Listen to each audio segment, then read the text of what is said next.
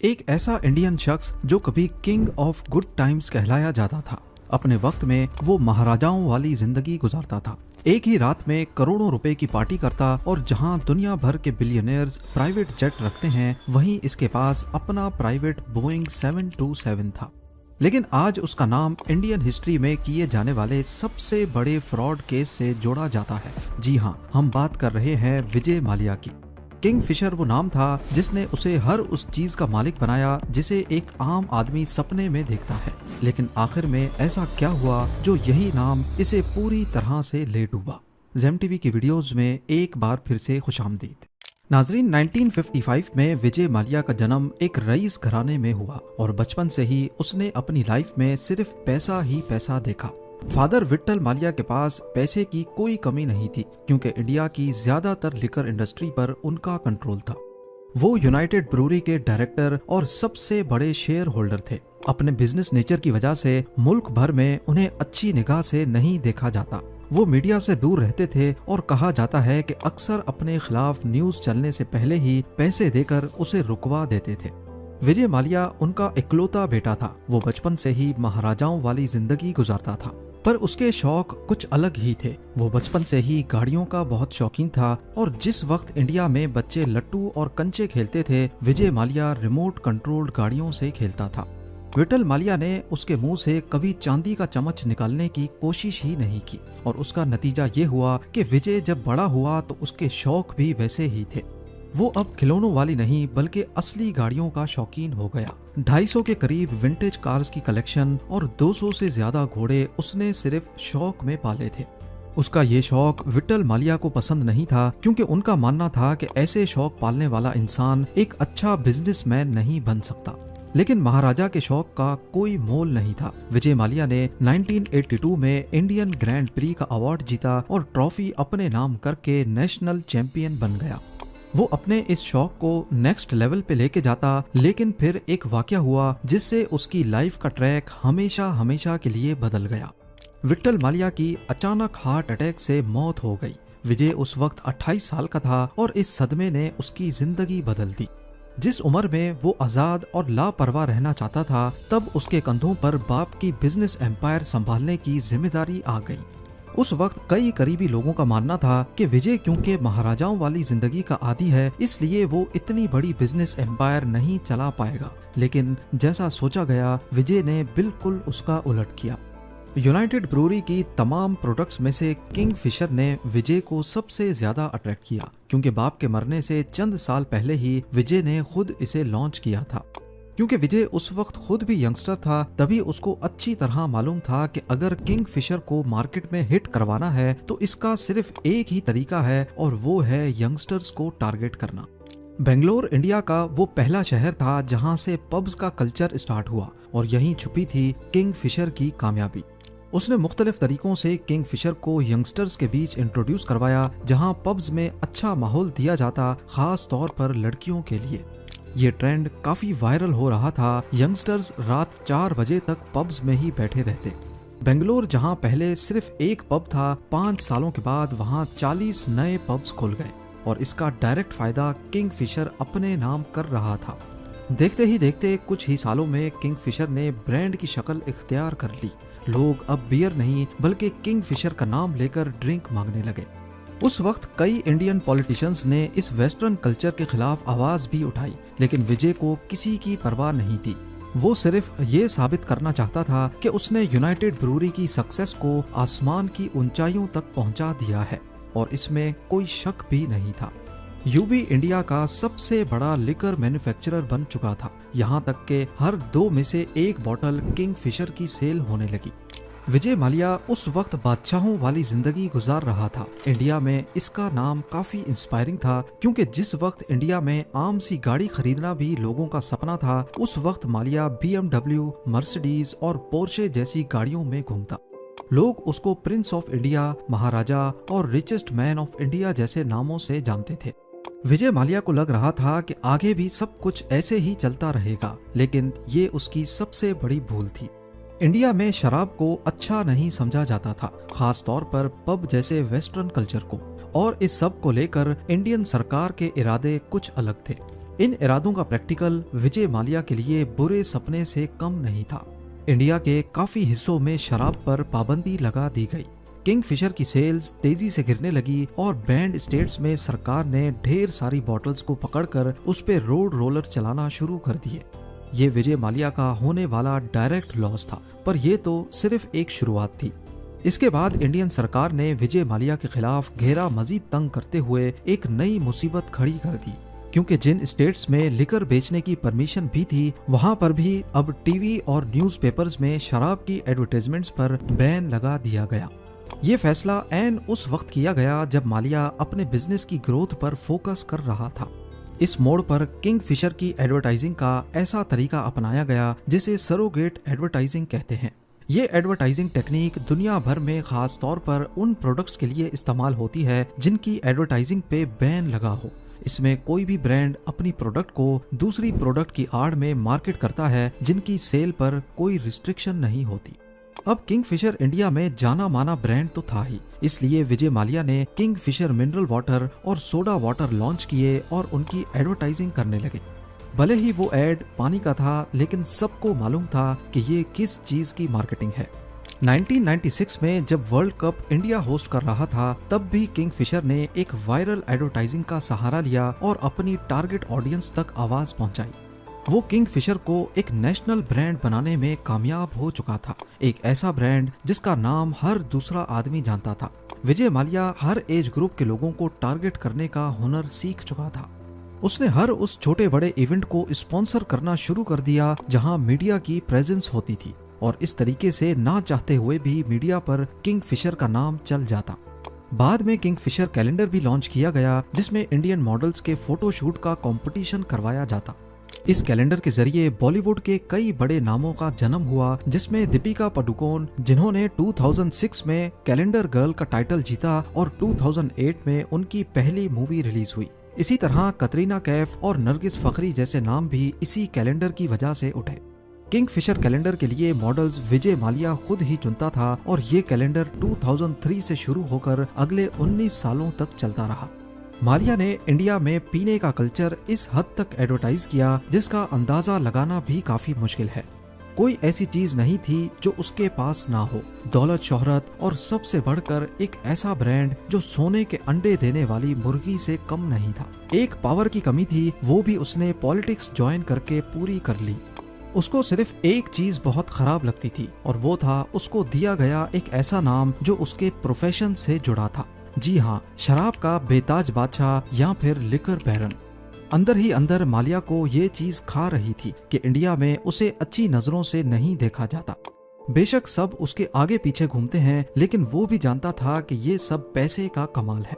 विजय माल्या को एक ऐसा नाम कमाना था जो उसे समाज में इज्जत दे सके, इसीलिए उसके दिल में एक खतरनाक प्लान बन रहा था। एक ऐसा प्लान जो विजय माल्या का किंग ऑफ गुड टाइम्स का टाइटल छीनने वाला था।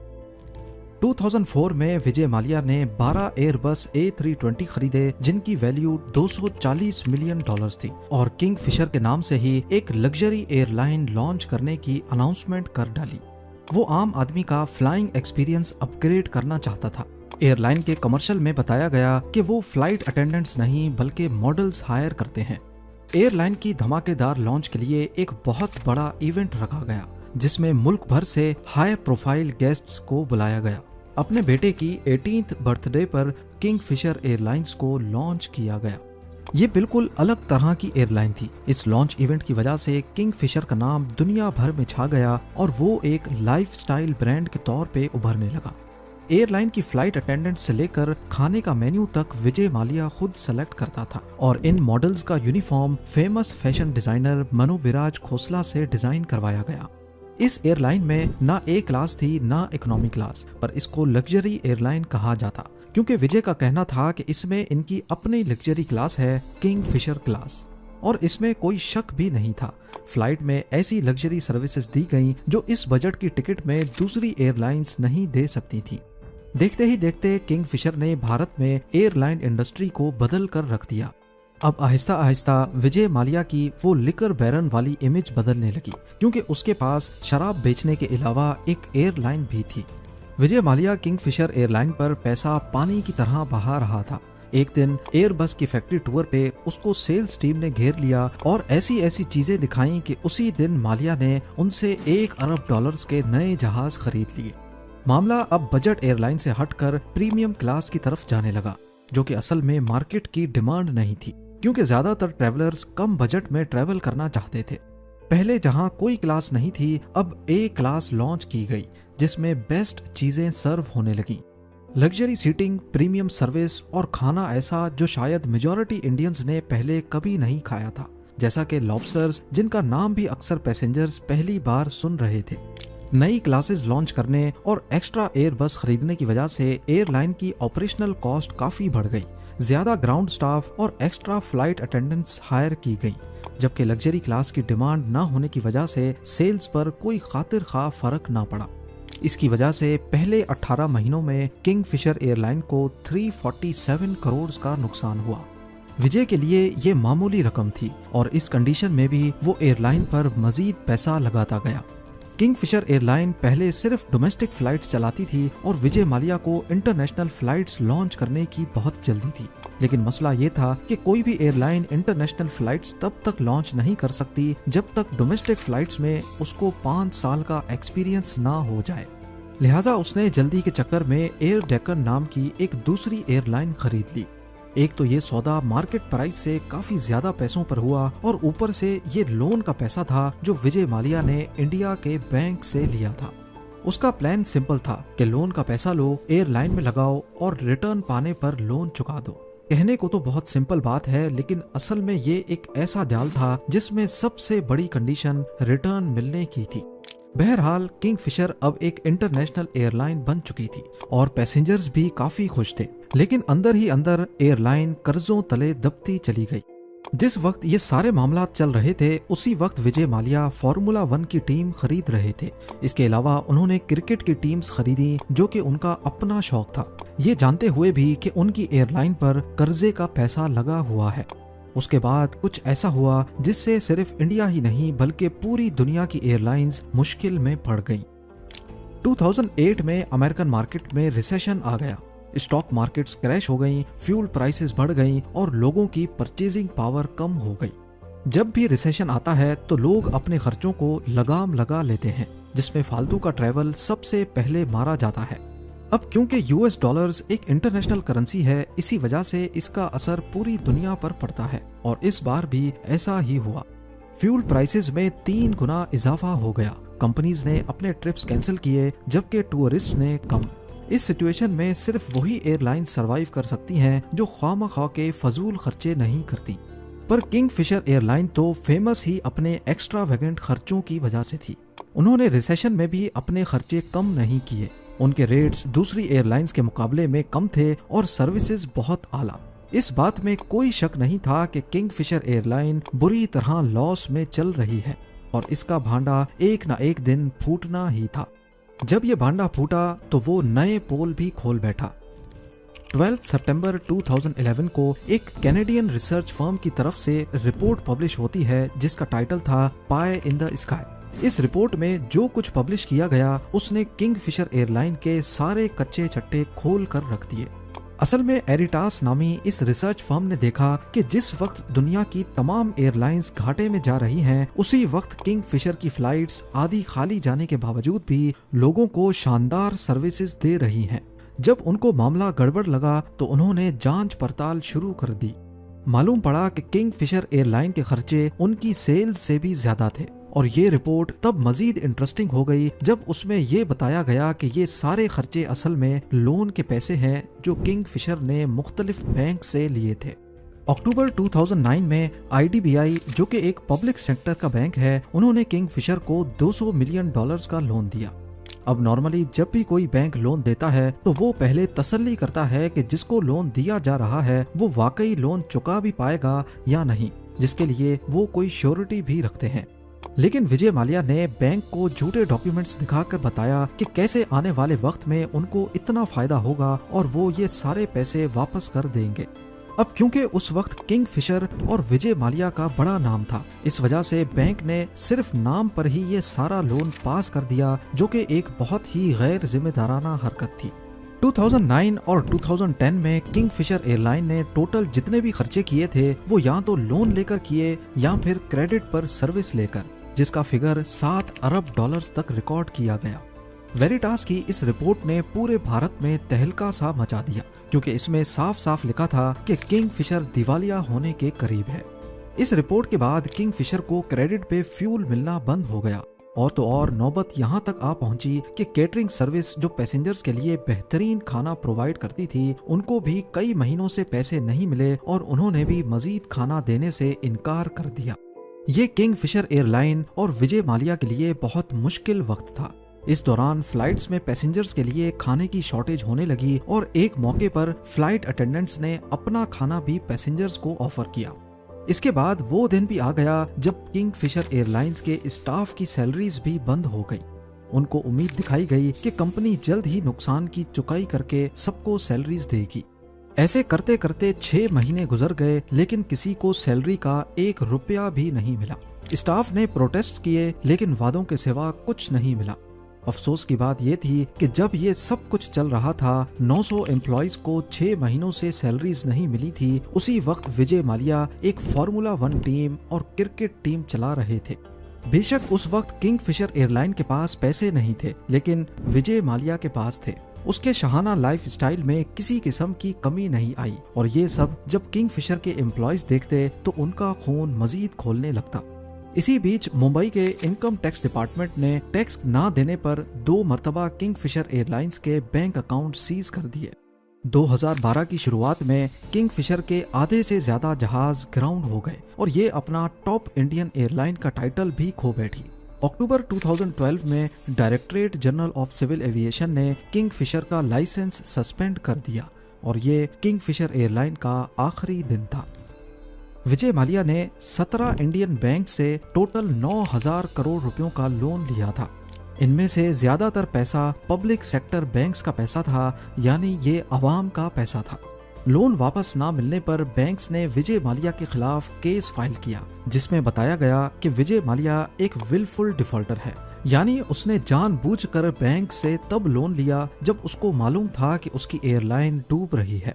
इस सारे मामले को लेकर सीबीआई और इन्फोर्समेंट डायरेक्टरेट ने भी इंक्वायरी की, जिसमें यह मालूम हुआ कि लोन लेते वक्त विजय माल्या ने फेक डॉक्यूमेंट्स दिखाकर बैंक से लोन लिए थे। और इन्वेस्टिगेशन में इस चीज के भी सबूत मिले कि जो पैसा किंगफिशर एयरलाइन को बचाने के लिए लिया गया था, वो असल में उसने अपनी पर्सनल लग्जरीज और यूबी के दूसरे बिजनेस में इन्वेस्ट किया। ये सारी बातें तो रही एक तरफ, दूसरी तरफ विजय माल्या के खिलाफ लोगों का गुस्सा तब मजीद बढ़ गया जब उसने इन हालात में भी अपनी 68th बर्थडे गोवा में बड़ी शान के साथ सेलिब्रेट की, जिसमें फेमस सिंगर एनरिके इग्लेसियस को बुलाया गया। इस पार्टी में होने वाले दूसरे खर्चे हटाकर एनरिके की कॉर्पोरेट इवेंट में आने की फीस ही सिर्फ $1.5 मिलियन थी। यानी एक अंदाजे के मुताबिक इस पार्टी में होने वाले खर्चे का सिर्फ 20% देकर वो कम से कम अपने एम्प्लॉइज की 6 महीने की सैलरी पे कर सकता था, जो उस वक्त बड़ी मुश्किल में थे। जब विजय माल्या के खिलाफ इंडिया में लीगल कार्रवाई शुरू हुई तो वो 2016 में इंडिया छोड़कर यूके चला गया। इंडियन अथॉरिटीज ने उसके पासपोर्ट को कैंसिल कर दिया और उनके खिलाफ एक्स्ट्राडिशन के लिए यूके गवर्नमेंट के पास रिक्वेस्ट भेज दी। इंडियन गवर्नमेंट चाह रही थी कि मलाया को वापस लाया जाए ताकि उसका ट्रायल इंडिया में हो सके। यूके कोर्ट्स में एक्स्ट्राडिशन केस काफी लंबा चला, लेकिन दिसंबर 2018 में यूके कोर्ट ने डिसाइड किया कि विजय माल्या को इंडिया वापस भेजा जाए, जिस पर मलाया ने यूके कोर्ट के फैसले के खिलाफ अपील की। दूसरी तरफ इंडियन कोर्ट्स में विजय माल्या के खिलाफ इंसॉल्वेंसी के केस चल रहे थे और इसकी जजमेंट भी आ चुकी थी, जिसके तहत उसकी प्रॉपर्टीज को सीज करने का ऑर्डर दिया गया। इन्फोर्समेंट डायरेक्टरेट ने उसके इंडियन और इंटरनेशनल एसेट्स को फ्रीज कर दिया ताकि बैंक्स को रिकवरी की जा सके। मलाया की लग्जरी कार्स, बेंगलोज और यूबी के कंपनी शेयर्स को ऑक्शन के लिए रखा गया। विजय माल्या ने कई बार इंडियन कोर्ट्स और बैंक से सेटलमेंट की कोशिश की, लेकिन कोई सक्सेस नहीं मिली। किंगफिशर एयरलाइंस के कोलैप्स के बाद विजय माल्या का पब्लिक इमेज काफी खराब हो गया। उस पर मीडिया और लोगों ने काफी क्रिटिसाइज किया, स्पेशली क्योंकि वो यूके में लग्जरी लाइफ जी रहा था, जबकि इंडिया में उसके ऊपर कर्जा चुकाने का दबाव था। अभी तक विजय माल्या की लीगल टीम उसको बचाए हुए है, लेकिन इंडिया में उसको वापस लाने की कोशिशें अभी तक चल रही हैं।